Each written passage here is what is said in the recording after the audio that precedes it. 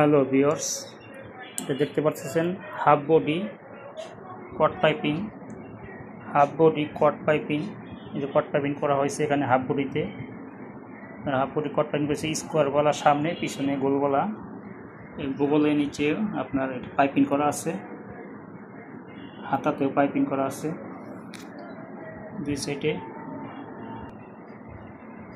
এটা পিছন গলা,